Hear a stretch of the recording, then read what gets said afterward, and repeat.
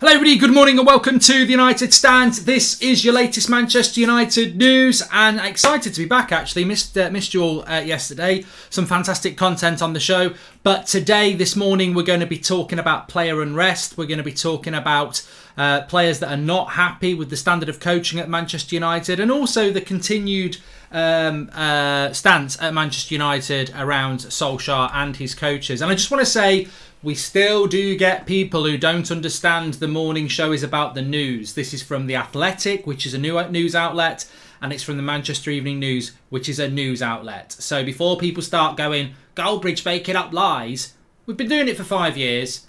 It's a news show.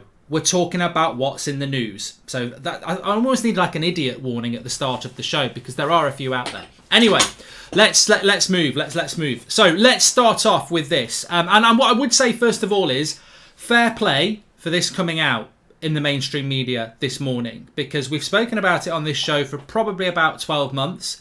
It's well known in and around the club and in and around, a lot of fans will know this as well. The players are not happy with the coaching. I haven't been happy with the coaching for a very long time. They're very happy with Ole. They're very happy with the coach's personality. They like them. They want them to do well. And it even sources that in the Athletic article.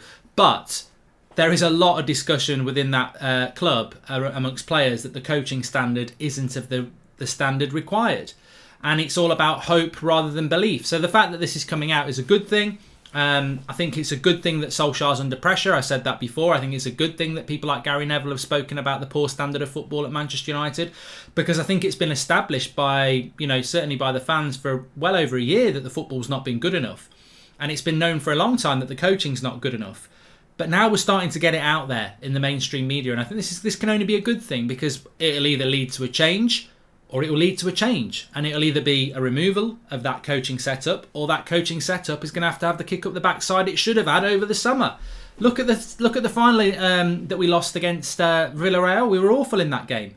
Nothing's changed. There was a big list of things that needed to change, and nothing has changed in the way that we're playing football. So I applaud this has come out, because it's well known anyway. So let me just read you some of the stuff. This is from The Athletic this morning. They're basically saying that several senior players are not happy with the standard of coaching at Manchester United and feel that there is a need for coaches with a greater elite experience. Carrick and McKenna are the main coaches, which we know. Ole doesn't take training and neither does Phelan. Michael Carrick's plus point so that he can anticipate problems and put an arm around a player if they need it. And that McKenna is a very strict school-style sort of coach who has actually got the potential to be a top six coach for a top six club, which confuses me, because if Ollie's not doing the coaching and Phelan's not doing the coaching and McKenna's doing the coaching and he's got the potential to be the coach of a top six club, are we not a top six club? I presume they're talking about him being a manager of a top six club. Is he not effectively that anyway if he's leading the coaching? So those sort of statements almost like, yeah, he's shit at what he's doing, but he's got the potential to do what he's doing. Because, I don't understand what that's all about. And as for Carrick, well, if he's another one who puts his arm around everybody, that means 75% of our management team, Ole, Carrick and Phelan, would probably be better off on a bloody, on a well-being course. We're Manchester United. And look, consistently we do keep hearing that the players want Ole to do well, they want the coaches to do well, he's well liked. But I would say about that as well, what's this all about? What is this all about? It just seems to me that there is a standard at Manchester United that has now seems to have disappeared behind this wanting people to do well who clearly aren't that good. I mean, you read that article and there's a lot about it, and we're also going to be talking about Conte and Zidane on a Manchester Evening News article that's very good this morning as well. So, get your comments in, get involved in the show as well. Put your arm around us, FC Sicilish. It feels to me, and I think many of you will have heard this on the grapevine as well, because I certainly have. It feels to me like the Man United coaches are very well liked by the players they pick, and they want them to do well. But it feels like the players are sort of like, yeah, we love Ole, we love Carrick, we love Phelan, everybody's really happy, we have a right good laugh and we all get on. But then privately they're going, I like them, but they're not actually very good. And I don't know whether you've ever worked in a job before, but you ever seen The Office with David Brent or, Michael in the American Office, right? I think that's a bit like what what it's like. You go to work, your boss is a bit of a prat. He's a nice guy. He's a bit of a prat though. And what I mean by prat, and I don't mean it in an offensive way. I mean he likes to have a laugh. Wants to be one of the lads, one of the group. And I'm saying lads because we're talking about male football here, but wants to be part of the group. And you think it's your dream job, but actually nobody really respects them. They like them. They want to stick up for them. They want them to do well, but they don't really. What I'm trying to say is that you think about any job you've had, or teachers or anything like that. Do you want the boss that's going to be the boss that lets you get away with anything because he just wants to be your mate? Or do you want the boss that you respect, that yes can be somebody that you like, but actually somebody that's going to lead you? And it feels to me like everything we're reading at the moment is about the players. The players want Ole to do well, but ultimately don't think his coaching's good enough. So this is Manchester United. Why are we back in player power FC again? This is where we're going wrong. For me, it's not about losing your temper or getting frustrated about arm round your shoulder FC. It's all wrong at United, and everything that's coming out of United is evidencing that. The players like Ole and they want him to do well, but the coaching's not good enough.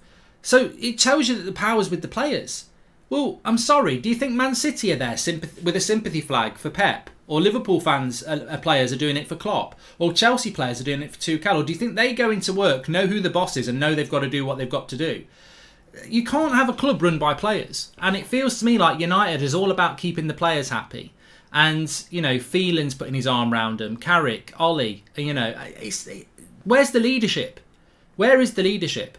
And going back to that article from The Athletic this morning where it says that the players are, they're happy, but they feel that they need more elite coaching within the football club. Well, that's not, that's not a shock. Again, I think it's good that it's coming out in the mainstream media because it's not a shock. If you and the media and ex-players and rival fans are watching United and going, God, they're boring. They're really crap at moving the ball about.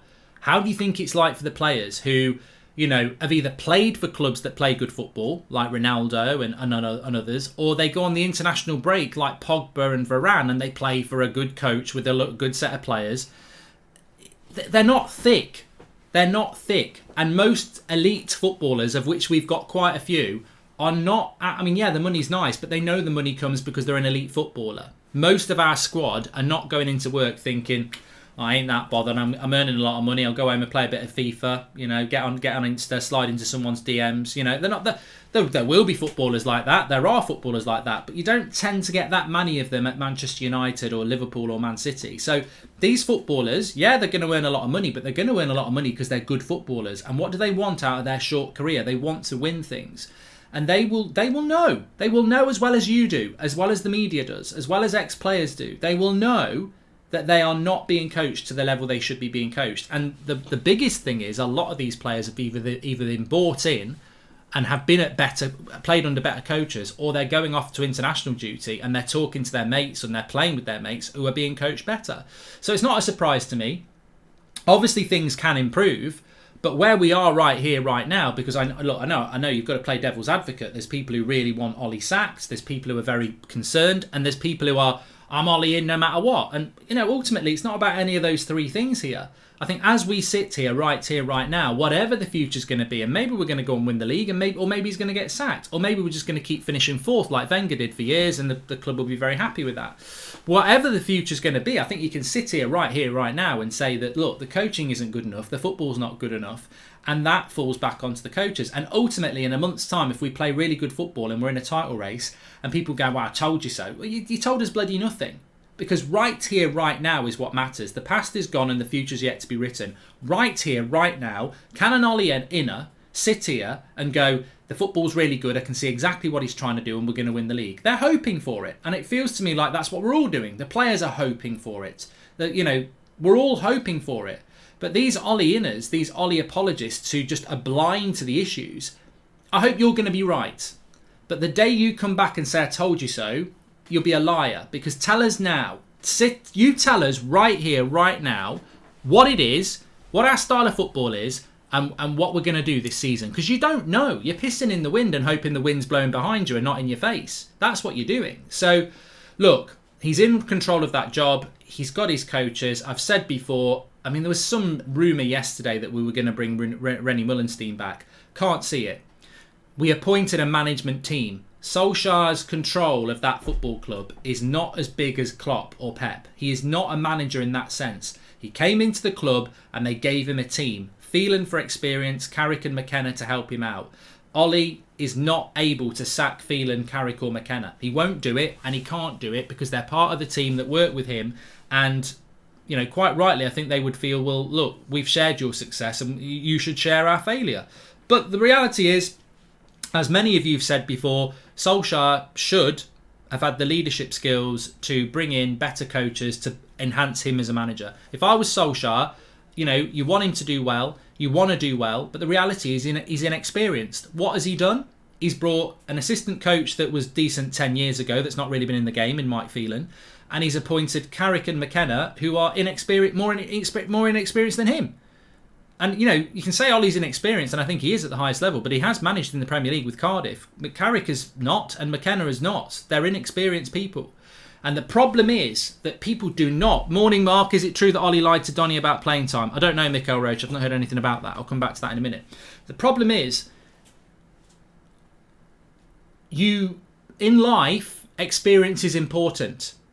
Now, you know, I can think of a few jobs. One of them's a bit X-rated. You know, it's your first day on set. You've been given your dream job. Might not be your dream job, but you're going to be an adult. You're going to be a porn star, right? It's your first day on set.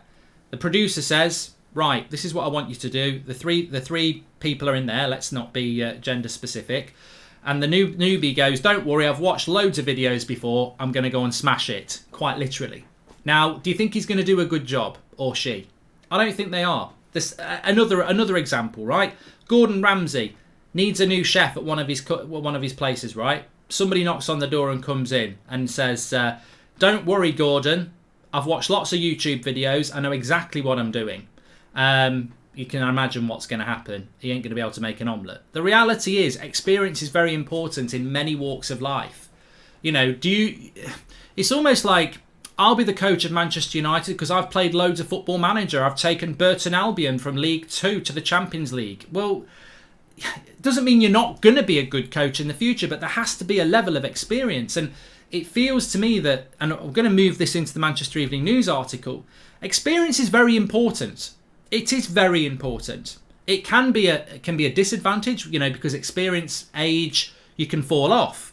You know, I think Mourinho fell off in the Premier League. So, but experience is important, and the reality is we don't have experience. McKenna's not experienced, Carrick's not experienced, and Ollie needs that experience. And what you're now getting is the truth. You're now getting these stories, and the Athletic say senior sources are saying that senior players within that football club are not happy with the coaching at Manchester United. Now, that's not breaking news, but it might be new news for you, because it's like, it's a big line and it does put pressure, but it's not actually rocket science.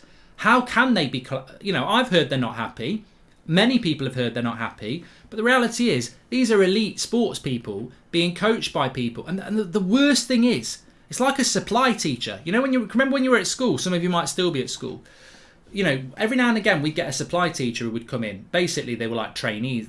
Sometimes they weren't. You know, they liked being a supply teacher. But sometimes they'd come from uni and they were doing like a segment, right? They'd get absolutely slaughtered. It'd be like chucking a bloody chicken into a fox pen. You know, they just get absolutely slaughtered because, you know, as a kid, you sense weakness. And these supply teachers, they come in, they don't know the dynamics, and they don't really know what you've been taught. They come in with their own ideas, and people smell that inexperience. They notice it, and the amount of bloody detentions we used to get because the supply teacher would complain about a bad attitude, but it wasn't. They just sensed the weakness. And ultimately, whilst it was a bit of fun for that episode, really you wanted the normal teacher back because they knew what they were doing, and you know, you could have a bit of fun, but the boundaries were set. I think this is the problem that United players have at the moment, is that, yeah, they like McKenna, yeah, they like Carrick and whoever else is there. But the problem is, you know, going back to the old adult stuff, if you've had red wine and steak, you don't want to go and have. You're not going to be happy with beans on toast. If you know, you know. If you know, you know. And the reality is, most of these United players, look, maybe your Mason Greenwoods, your Shora T-Rays, people like that, they don't know any different. But your Ronaldo's does, your Bruno's do, your Varane's do, your Pogba's do. These are players that have played for lots of different coaches, and they will smell the weakness a mile off. And that's what's happening here.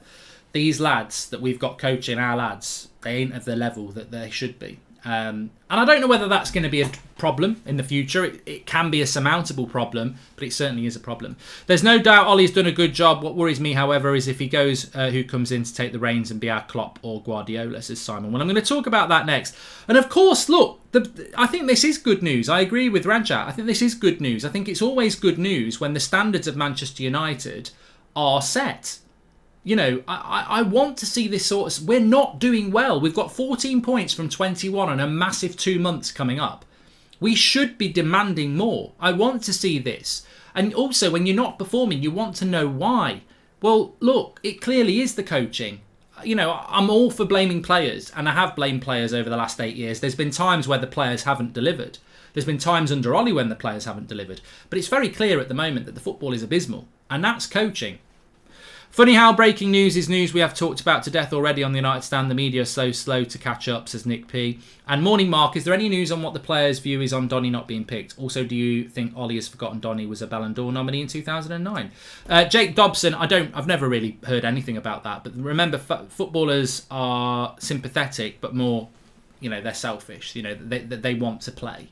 You're not going to get McTominay and Fred moaning about Donny not playing, are you? So, And ultimately, they don't pick the team. It was a great quote from Phil Jones, actually, who's been talking about, all the abuse he's had, which, is never acceptable. But ultimately, if you're a footballer and you're not very good, you're going to get criticised. That's what you get paid for. You get the plaudits and you don't. But what he did say, and I liked this, was a good line from Phil Jones. He said that, ultimately there's all this abuse and everything like that. But, their voice doesn't matter. The only voice that matters is the manager. And he's right. The manager picks the team, not the people who are moaning on social media. Phil Jones is absolutely right. Inadvertently, I think he's just thrown Ollie under the bus, though, because ultimately, Ollie picks the team. Ollie doesn't pick Phil Jones. He doesn't pick, Ollie picks Phil Jones. Ollie picks McFred. The fans might not like it, but Ollie picks the team, and this is what we're on about here. Ultimately, the coaching at the moment reflects on the manager, and the manager is getting things wrong in many people's eyes. He may think he's getting it right, but factually he's not. The points tally, the results, we've been very lucky in a couple of games this year that we've won, but he has the power to change things. He could knock on the door this morning to Ed Woodward and say, look, I think we need to sack Carrick and McKenna and I want to get a couple of good coaches in. Now, if Woodward says no, well, you can leak that out very easily, but that's not going to happen because it's his mates, and we are mates rates FC. And the Manchester Evening News have had a very good article today talking about Zidane and Conte, etc., which I think I'm going to do a show at 2:00 about, because it's a very, very, it's a show in itself. So we'll talk about that at 2:00 about the manager situation at Manchester United. But I do think that, when you look at what's going on, the reality is that this does come back to manager decisions. And I've never understood. I understand the first 6 months. I understand the first 6 months at Manchester United, because Mourinho gets the sack. United are in the middle of the season. They need to salvage something. Let's get an ex-player in from United, in Ole Gunnar Solskjaer, and let's give him Carrick and McKenna. Move McKenna up from the youth setup. Carrick was the right-hand man of Mourinho. Bring Phelan back. We get a little management team that can support each other for 6 months until we bring in a proper manager. And the rest is history. That management team creates a song about a bus. We all sing it. And effectively, they're now here 3 years later. The problem is, I think the inexperience has really shone through, because what should have happened is Solskjaer should have spotted this. He should have seen this was going to happen. Instead of living off, it's a bit like Bon Jovi living on a prayer. I think he should have spotted this and gone. But I think they fell into their own trap. He came in, the song about the bus, Ollie's at the wheel. And I think they thought, we're better than we are. We can win the Premier League. Look at what we've done in them first few months. And I think they believed their own hype and what Solskjaer should have done. And we're all geniuses in hindsight. But when it hit that summer, that's when he should have gone, right, I don't really want to keep Phelan and Carrick. I want to bring in a very, really experienced, cutting-edge assistant coach. And I want to bring in a really good coach for on the training ground. But what he actually did, and look, many of us would do it. What he actually did is he went, well, they're my mates. They've done a good job with me. They're a part of why I've got the job. I want to reward them. And that's continued. It's Rewards FC. It's Mates Rates FC. And look, the warning signs were there. We had a really good run when Ole took over from Mourinho. He got the contract at the end of March. And we fell apart in April and May.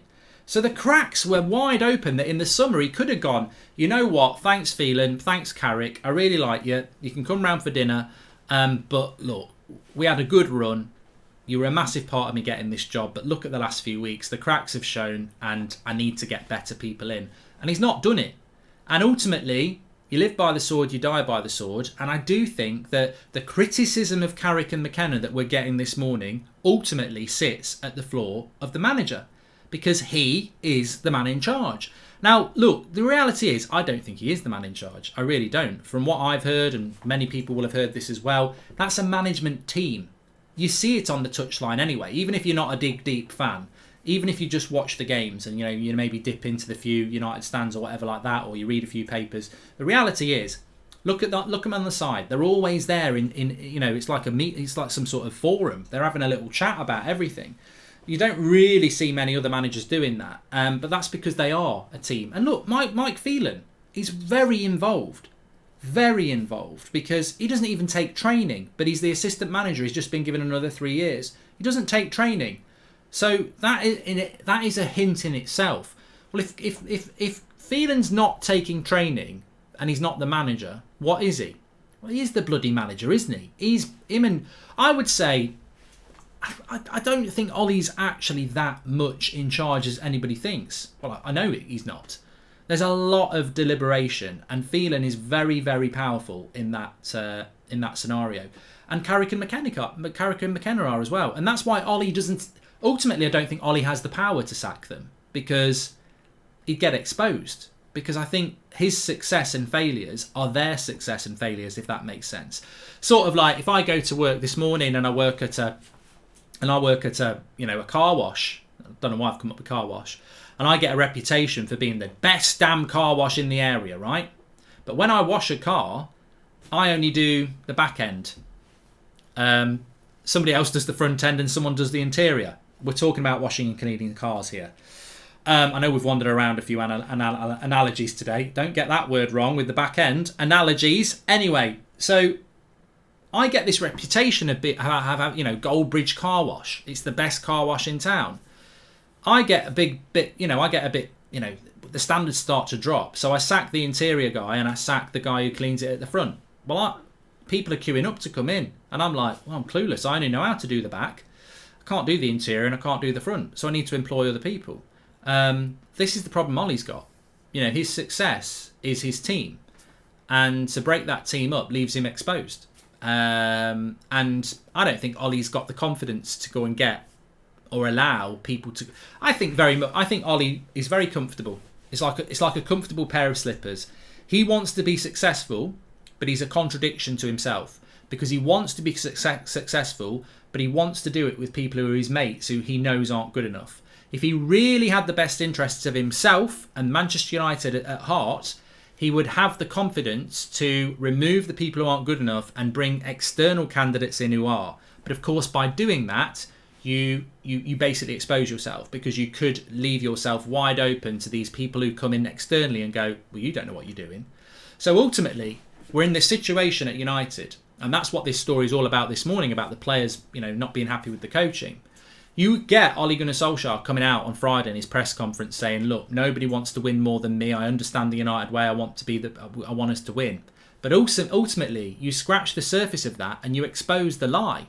Because if you do want to be the best at something, if you want to learn to run a marathon, do you run around the block once a day, 5 minutes at a jogging pace?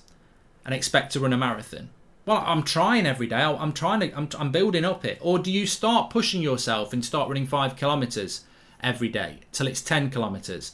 And I think at United, we're running round the block in our slippers because it's comfy with our mates holding hands. That's what we're doing. Because Ole is trying to do something. He's making his job harder because he doesn't have the confidence to back himself. He's trying to win league titles with coaches who ultimately aren't good enough because they're his mates and it's comfortable. When the reality is, if he really wants to win trophies and be the man, he should be the man. He should be the manager. He should remove people who aren't good enough and bring people who are. And if he sinks, well, at least you've got the best interests of yourself and the club at heart. At the moment, I feel that he wants to win things, but he's not doing it in a true and honest, confident way because he's trying to do it with people who are inexperienced. And it goes back to, again, doesn't it? You know, we're employing people who are telling us they can do the job, but they've read about it in a book. They haven't got the experience. My hope is that, you know, every passing game is more experience for them and they get better and better. But we're learning on the job, FC. That's what we are. We're learning on the job, FC. And in that Athletic article, they did reference you, the fans, and called you trolls and said there's trolls on social media who call Ole a PE teacher. Well, how can you call people trolls for calling a manager a PE teacher when in the same article you're saying that the players don't think the coaching's good enough? You know, the fact is the coaching is being scrutinised. I don't like the term PE teacher. I don't like Ollie the Wally. I don't like it. I think it's, you know, it is offensive. But the reality is these things are being spoken about widely, and I applaud that because ultimately it's not good enough. It's not good enough. And at this moment in time, it's not good enough. I hope it can become good enough, but it's not good enough. And we'll talk this afternoon at 2 o'clock about what the Manchester Evening News has said and a few other things I've heard about what United's plan is. But ultimately, it comes from the top again and all the way down.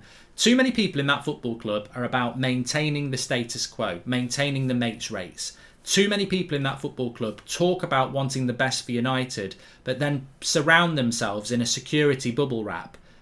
You know, winning is about taking risks. Winning is about learning. Winning is about challenging yourselves. I don't think we're challenging ourselves by having our mates in the job who we know aren't good enough. And that's from the top to the bottom. True leadership isn't in that team, and it's very obviously coming from the players now. We don't have time for coaches with potential. We need to win now. Ronaldo only has a couple of years. Daniel Kirk, at a club like Manchester United, you should not be learning on the job.